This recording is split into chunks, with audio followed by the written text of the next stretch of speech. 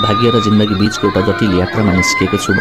भगवान, अब मलाई गलत नियत र स्वार्थ मन भएका मान्छेहरूसँग भेट नगराइदिनु है।